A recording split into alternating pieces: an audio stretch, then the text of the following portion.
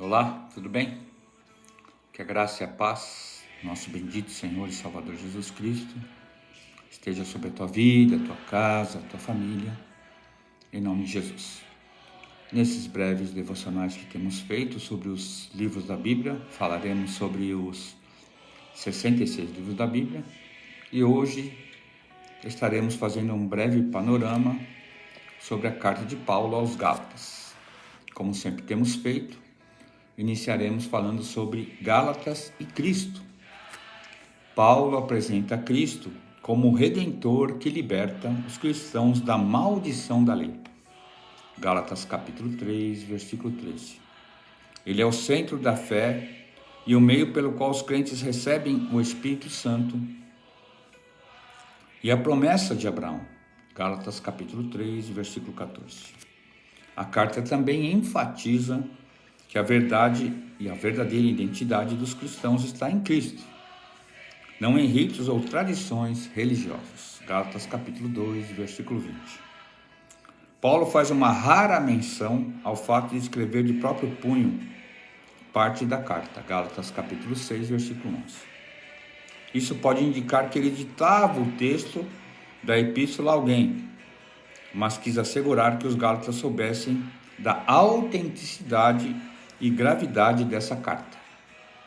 É um dos escritos mais emocionalmente intensos de Paulo. Expressa profunda frustração e até indignação pelo fato de os gálatas terem se afastado tão rapidamente do Evangelho. Gálatas capítulo 1, versículos 6 a 9. A ocasião histórica do livro de Gálatas está situado entre 48 e 55 depois de Cristo, provavelmente após a primeira viagem missionária de Paulo e antes do concílio de Jerusalém.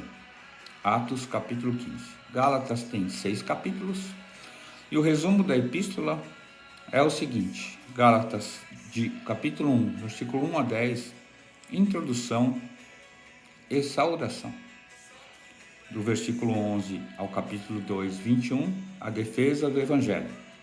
Gálatas capítulo 3 e 4, a doutrina da justificação pela fé. Gálatas 5, capítulo até 6, versículo 10, a vida cristã na liberdade. E Gálatas 6, de 11 a 18, conclusão e bênção. Curiosidades. Gálatas é possivelmente a primeira carta escrita por Paulo. Estudiosos sugerem que, cronologicamente, pode ser o primeiro livro escrito do Novo Testamento. Principais temas abordados na carta de Paulo aos Gálatas são os seguintes. A teologia central de Gálatas é a justificação pela fé. Gálatas capítulo 2, versículo 16.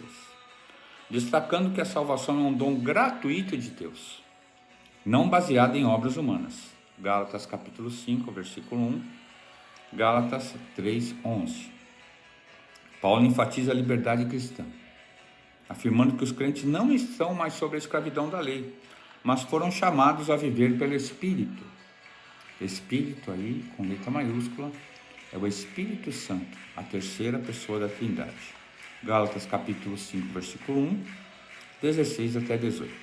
A carta também destaca a igualdade de todos os cristãos em Cristo, a despeito de suas origens étnicas ou sociais. Gálatas 3, 28. O objetivo principal do livro: combater falsos ensinamentos dos judaizantes, que insistiam em afirmar que os gentios deveriam seguir as leis judaicas para serem salvos.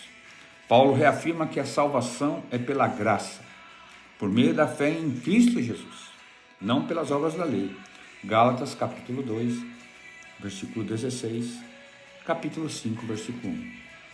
Paulo então fala no livro de Gálatas a liberdade em Cristo. Cristo nos libertou. Somos livres em Jesus. Ele nos regenerou, nos justificou, nos santificou e em breve nos glorificará. O significado do nome Gálatas refere-se aos habitantes da região da Galácia, na Ásia Menor, a moderna Turquia, para quem a carta foi destinada. Gálatas capítulo 1, versículo 2. O livro de Gálatas, como todos os livros da Bíblia, apontam para Cristo, traz ensinamentos de suma importância, como vimos, a salvação pela graça.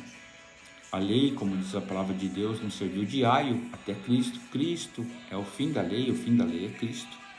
Então, entendemos que, como todos os livros da palavra de Deus, o seu devocional, a leitura do livro de Gálatas, com a iluminação do Espírito Santo de Deus, vai proporcionar às nossas vidas a liberdade, a justificação pela fé, o entendimento da lei, mas que estamos sob a nova aliança, de que temos que combater as falsas doutrinas como os judaizantes queriam impor na época, e que você possa refletir, meditar, ler a palavra de Deus.